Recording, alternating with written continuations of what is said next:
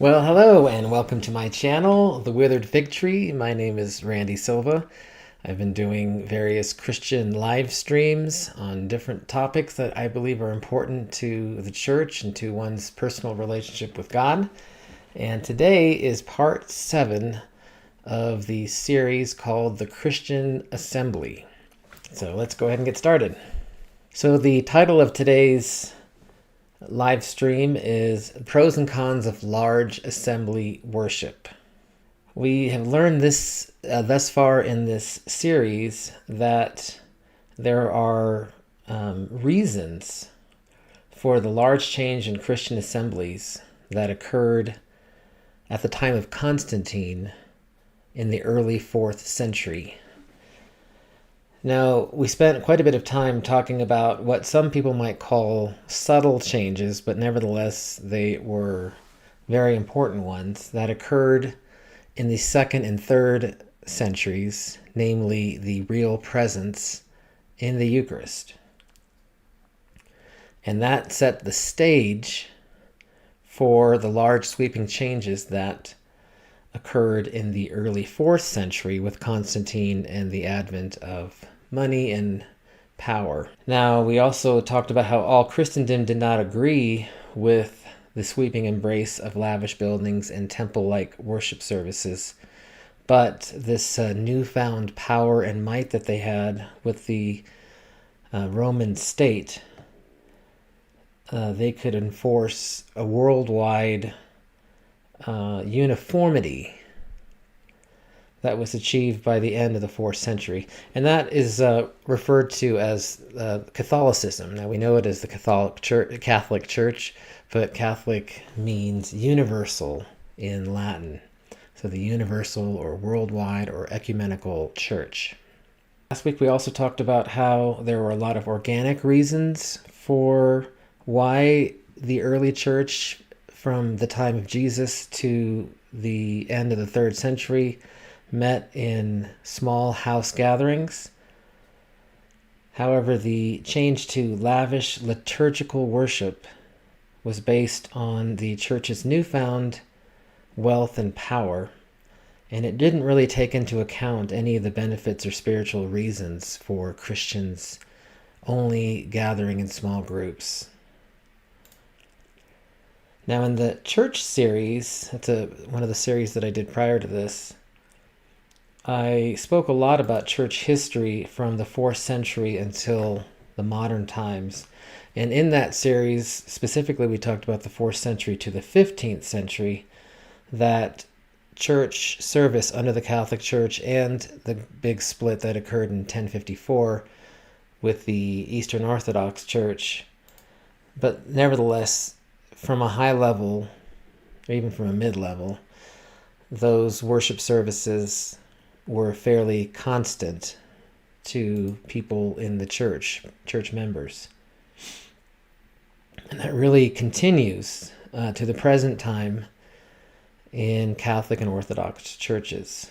But we learned about the Reformationist movement, and from the 16th century into the mid-20th century, the Reformation movement created many Reformed denominations, and they did change services, the way the church worship services were held, in opposition to priestly liturgical Catholic and Orthodox churches. So that's one of the things, it's one of the reasons why they changed how churches were held, was because they disagreed with how the Catholic and Eastern Orthodox churches were holding their services. So today we'll discuss how the modern evangelical movement from the 20th century to the present responded to Reformed denominational church services by adopting very informal buildings, having informal services, contemporary music, and Bible-based sermons. But despite these changes, there are still several aspects of church services that have remained constant since the 4th century and the Constantine time. Let's just, first of all, most of the time when churches new churches are formed, or when big, large, sweeping changes are made, it's a reaction to something that's currently going on. The reformers in the 16th century until the mid-19th century, the mid-20th century, reacted in many ways to the Orthodox worship. So they didn't like lavish churches. They didn't like the temple elements like the altar, tabernacles, images, stained glass, priests, priestly robes, priestly hats, priestly elements, like carrying a little staff, things like that. They didn't like the rote liturgical elements of the service, things like repetitive prayers, repetitive creeds, professions of faith, missalettes. If you're not familiar with a missalette, it's like a little book that you follow along that tells you what you're supposed to do in the service and what you're supposed to say and when you're supposed to sit or stand or kneel. And they also rejected the celibacy or chastity that of the priesthood that the Orthodox churches had adopted. What you had in place of that were bland, non-lavish, if that's a word, church buildings. They were still church buildings, though. You still would recognize them as a church building, but not the lavish stone architecture of Orthodox and Catholic churches. The reformers wanted the Bible in the language of the current time. They wanted their membership to be able to read the Bible on their own, which was not the case in Catholic and Eastern Orthodox churches. Okay, now what I'm going to refer to now is the modern church movement. It's not just in America, it is worldwide. We'll call it evangelical churches, for lack of a better word, but they're not Reformed churches. They're not liturgical. They do have what I would refer to as maybe semi-liturgical church services, meaning there still is a formality of steps that the congregants can look forward to or appreciate in their church services. They don't want to have any sort of church-looking building. They want just a regular building that, besides the sign that says something, maybe has a cross on it, you wouldn't notice it. You wouldn't be able to distinguish it from an office building or a medical office or something. They also rejected, again, this is from the mid-20th century to the present, they rejected fire and brimstone messages. So that was pretty constant in a lot of the denominations, still constant in a lot of the denominations of the Reformer churches. They also rejected shaming and fear-mongering in the lessons of the church services. They wanted to have a happier church service that people could enjoy and learn about God. Not meaning there wasn't any sort of challenges or anything like that, but they didn't want to have sermons and services that were devoted to the shaming and fear-mongering. They also they had a aversion to progressive and cultural elements. So a lot of these evangelical churches didn't like the way progressive cultural elements were making their way into the church. Things like gay and lesbian pastors and priests, transgender and fluid gender, sexual movement, things like that.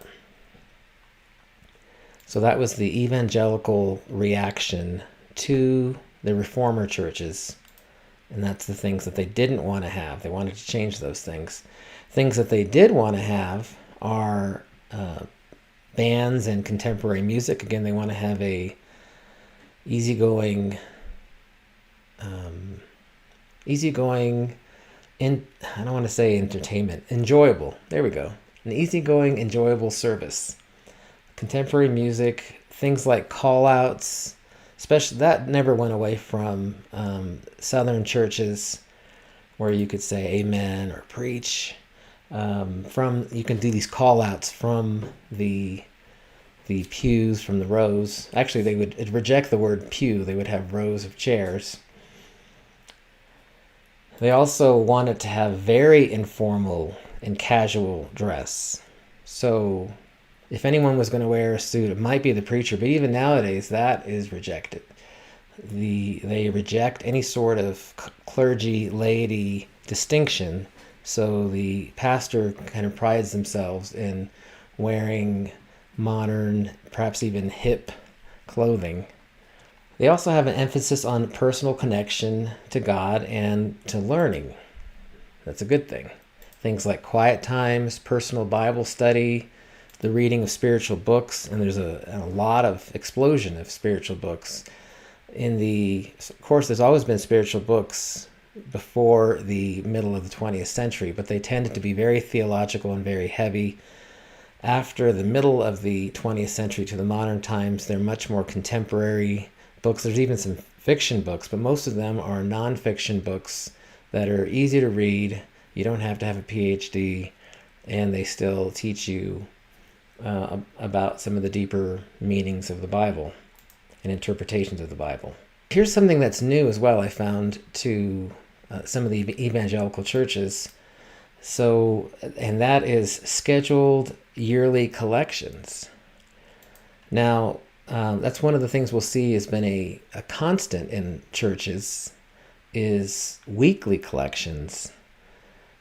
One of the things that was adopted by evangelical churches was this idea of, some sort of annual or semi-annual giving to some sort of a need, like missions or maybe something to the poor, maybe some sort of community service, things like that. They also had used this giving, these special contributions for the local church, the support of the local church to maybe meet up for any sort of budget misses, but also for what I refer to as the hierarchical church, which is the churches that are above them, or the church association, or the conference of churches, the administration of all of the churches, either worldwide or within a country.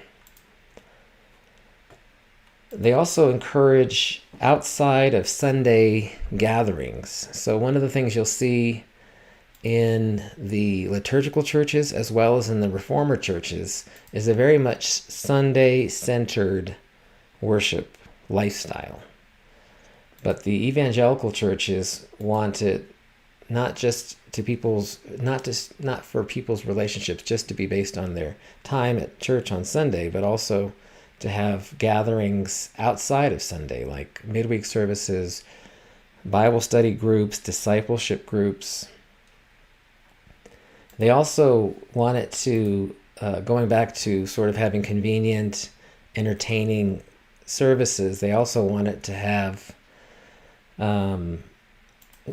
what I refer to as demographic ministries. So that's something you don't see very much of in liturgical Orthodox churches or in Reformer churches.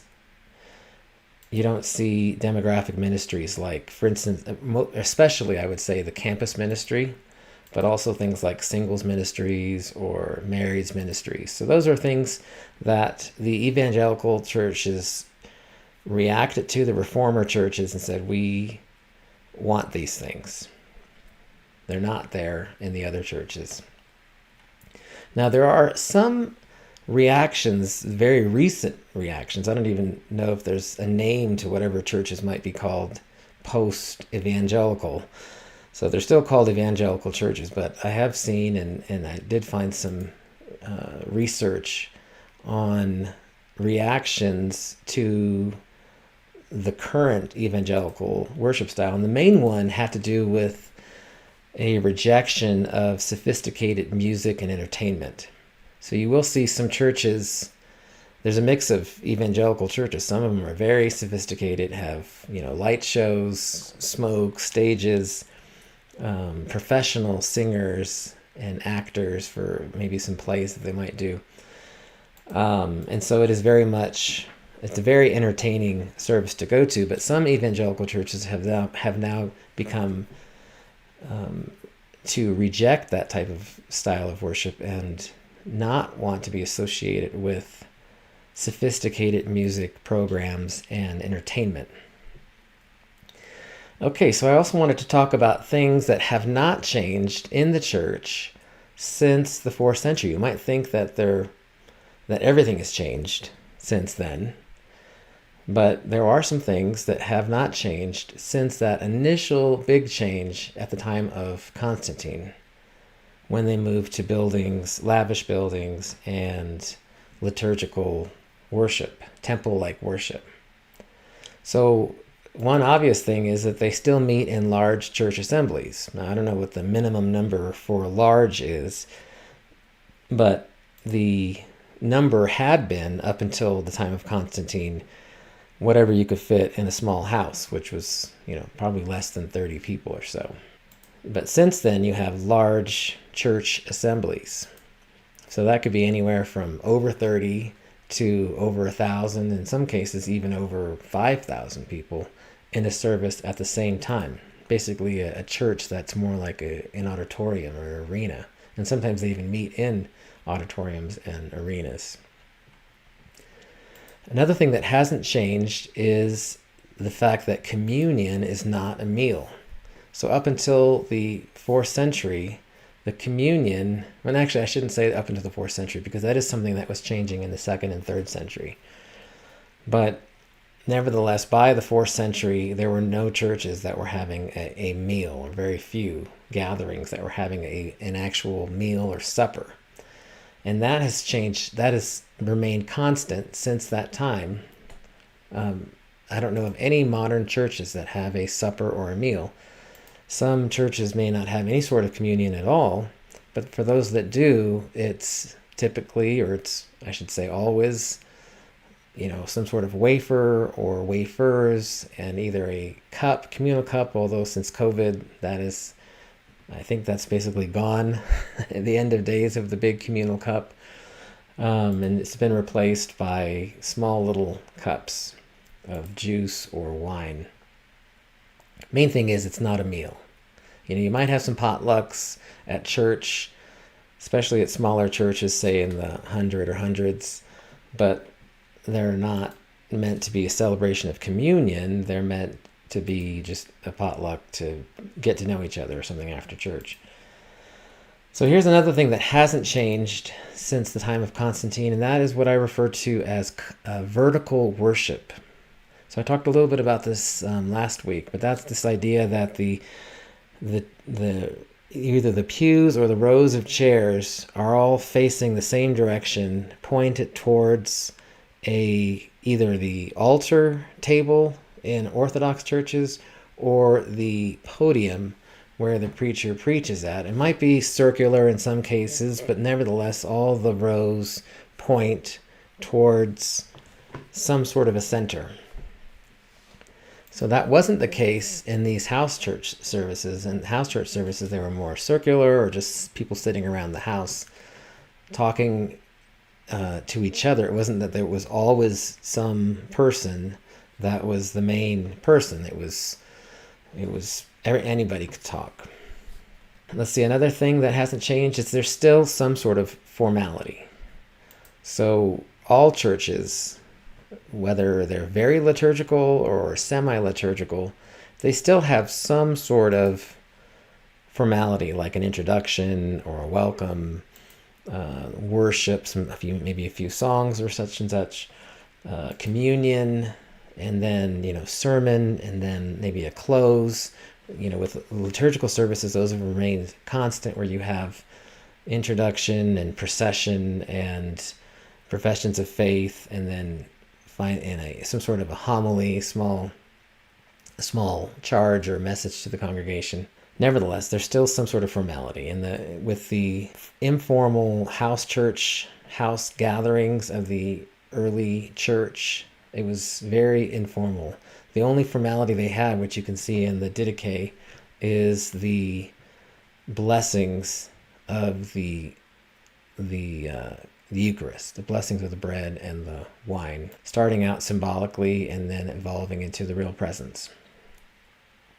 Here's another thing that hasn't changed, and that's weekly collections for the church, either for local or for the ecumenical church, or for maybe a mission field, but not for non-church purposes like the poor or people who are outside of the church. We do see collections in the Bible, and they really were more the exception in the New Testament than they were a constant thing. We see in 2 Corinthians 8 and 9 with the Macedonian churches and the Corinthian church giving to the poor in Jerusalem when they had a drought and just a time of famine in Jerusalem. But again, it was for people in the church primarily, but it was to meet people's daily needs, not for building buildings or expanding the church or anything like that. So at the time of the Constantine churches in the beginning of the 4th century, that's where you see kind of like a tax. You see the collection being made so that people can then give and add to the wealth and expansion of the Orthodox and Catholic churches. And then also now you see that same thing in Reformer churches, and you see that same thing in evangelical churches. I don't know, not that I've been to every church in the world, but I don't know of any church that doesn't take a regular collection for something during the service. And I'm sure there's some that might reject that idea, but another thing that hasn't changed is that although as I was saying, the evangelical churches rejected the idea of a person's relationship with God being centered on the Sunday service, they wanted to have other gatherings, Bible study groups, discipleship groups. Nevertheless, your primary connection to God is still the church, through the church body. And that is something that is constant from the 4th century, but before that was not the case, because besides looking forward to a meal in the very early church when the communion was a supper, there was a lot of life that you had to go through in the 6 days in between these church gatherings. It does talk about in the book of Acts, chapter 2, and going forward, how they would meet together in the temple courts. So they did have groups and gatherings at people's houses in between throughout the week. But a person's relationship with God was very much their own responsibility. And that probably goes back to the Jewish, Hebrew, Old Testament kind of style of church. Although they did have the temple and they did have temple services, the observance of the law was very much a personal thing. You would go to the temple, you would bring your sacrifice. Very rarely was it the case where a priest or somebody in the community would point their finger at you and say, hey, you did this. You need to go, I'm going to follow you and make sure you make your sacrifice or something like that.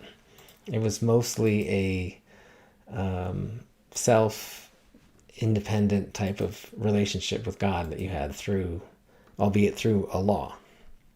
Okay, let's talk about the pros and cons of large meetings in single-purpose buildings. So that's the thing that started in the 4th century with Constantine, large meetings in buildings that were built specifically and only for church.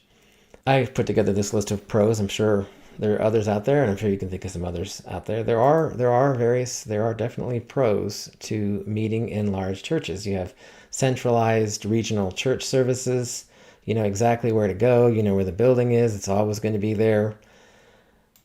There's uniformity, and so whether it's a denomination or evangelical church, there still is a consistent teaching, or maybe some sort of church membership packet or something like that you have to go through. But there's still uniformity of the church members. It's also very convenient for the members because since it has this vertical form, there aren't that many members who are actually involved with the production of the service. There's a hired staff typically, and then there might be some lay people who are tapped on from one week to another to do an introduction or maybe the lesson when the pastor's out of town. But most of the members, a large percentage of the members, don't have to prepare or share anything in the service. It's all vertical. They're all sitting there or standing or singing, but they're all listening to a central area in the church. Another convenient part is that it's really the expectation that they use, I don't know if that's the right word, but let me just stick with it. They use the church songs, the worship, the message to be moved into their personal worship that they do at their seat. They're really there to absorb the emotions, the environment, the atmosphere, and direct it towards their own relationship with God. And they're there to absorb whatever teaching or whatever preaching is given. They may speak to somebody who didn't make it to church afterwards and say, hey, the service was about this. But for the most part, it's an individual thing where you are absorbing, learning from whatever is presented at the front of the church. With large churches, you can have sophisticated offerings, like things like childcare. So you imagine in a house church in the first century, you might have some women in the corner taking care of infants or something like that. But with large churches, you can have dedicated rooms, dedicated curriculums for not just for young children, but also for preteens and teens. That these classes and teachings can be devoted or focused or presented in a way that they can accept and learn from, versus the type of adult services and teachings and lessons that are going on in the main church. You can also have things like marriage counseling or marriage retreats, campus retreats, singles retreats. These are large events that can be planned and facilitated by, at least initially funded by the church. Sometimes they might collect some sort of a cover charge or something, but initially it's funded by the church, this organized church. You can have things like community service. It's much more difficult in a small setting to say, hey, we're going to go out to a soup kitchen or something. It's much more likely that a large church, somebody will have a relationship with people in the community, leaders in the community, where they can do community service. Here, I think this is a big one as well. It's a place to invite your friends and guests. I guess if something was going on in your own church, your own house, if you're having a house gathering, that might seem normal.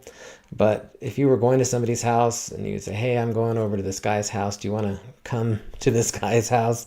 It's I don't know, it just doesn't seem as natural as what happens nowadays, where you can invite your friends or people that you meet throughout the day to go to a church building.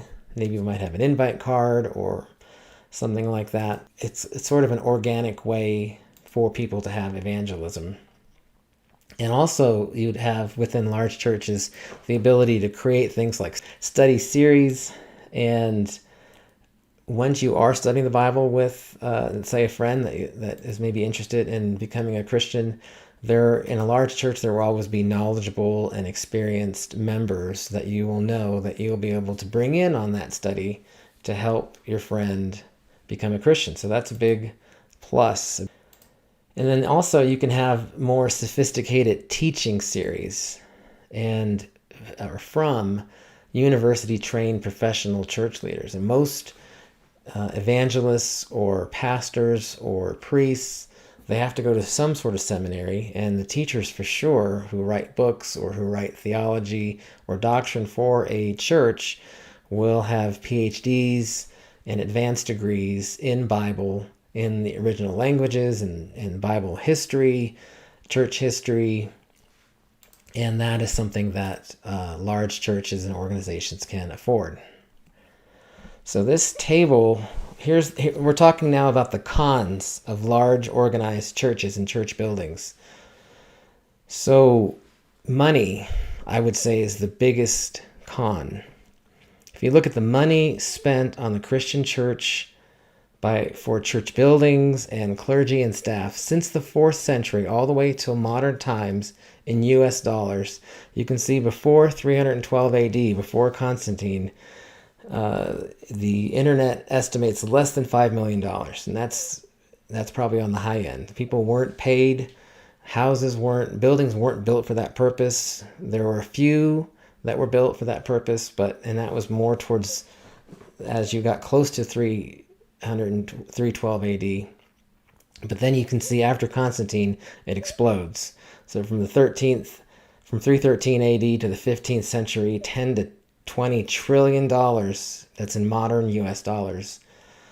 16th to 18th century, it's another 5 to 10 trillion. 19th to 20th century, 20 to 30 trillion. And then just thus far in the 21st century, 12 to 20 trillion dollars. If you wonder where is that going, well, it's going to all the staff, but primarily, especially in the Middle Ages and in the pre-21st century times, it goes to buildings. Just imagine how much it would cost to build the Vatican or Notre Dame from scratch in today's dollars. It would be hundreds of billions of dollars. The artwork that's in some of these ancient churches is priceless, and so that's where you get these large numbers from. But overall, it represents 11 to 18% of the entire world's spendings in that time, in all those time periods. So there's a lot of money that goes to churches, to the church itself. The other big con is historic abuse of power. So if you look at the abuse of power from the ecumenical church, you had things like the suppression of its opponents, things like the Inquisition, for instance, and people who were labeled as heretics. You had all kinds of wars and plundering, like the Crusades and the Holy Wars in the 11th through the 13th centuries. The church justified wars in God's name, and it led to mass violence and mass killings. It also justified the plundering and devastation of South and Central American countries in the 16th through the 18th centuries. You have corruption and financial abuses. Stealing the treasury of the Templars is a good example, and that's in the 14th century. They also killed many of them. A big one, which was one of the main reasons for the Reformation, was the sale of indulgences, where you could give money to the church that would reduce either your time or one of your family members' times in purgatory. You have clergy exploiting their status. So many bishops and popes lived like kings, lived lavishly, even though they taught their church congregants to live the opposite way, to live humble, meager lives. They also, many of them, thought themselves above the moral and civil law. And then whenever they would get caught in those immoral situations, from medieval times all the way up till modern times, church leaders and those around them cover up their scandals. A big thing that happened in earlier times, up until the Reformation movement, was the restriction of access to the Bible. It seems like the church always wanted the Bible that was being used to be written in the language that the prior generation had used. So if you're speaking, your modern, not your modern, but your current tongue for your country, the Bible for the longest time was in Latin, even though Latin wasn't spoken anymore. I don't know when it ceased to be a living language, but for the longest time it was just a language within the church. You even see that nowadays with like the King James Version. People will say that although it's not a different language, it's still English. It's difficult to read, and it's a different dialect.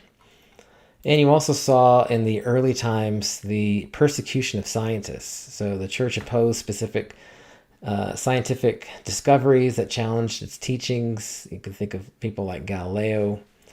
And there were some scientists that escaped that by writing backwards, for instance, or some created their own languages. Now, the modern abuse of power, you still have financial corruption and what's been called the prosperity gospel. So we talk about these weekly collections. You can have exploitive tithing, and some pastors and televangelists pressured their congregants to give until they were poor and even take away from what they would pass down to their children in order for them to gain extreme wealth.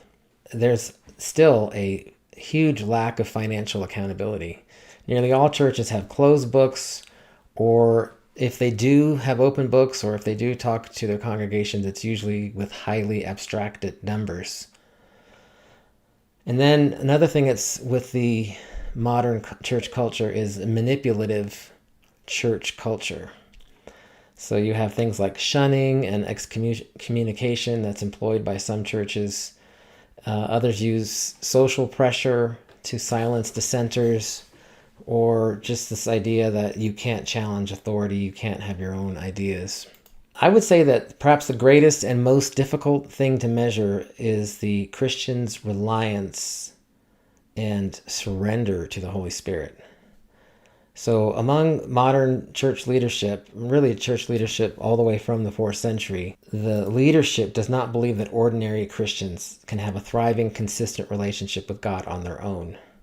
Even though evangelical leaders would say to their members that they need to know their Bibles and know why they believe what they believe, they don't trust the Spirit to guide their members with their own thoughts and convictions, nor do they seek the input of those people for day-to-day operations of the church.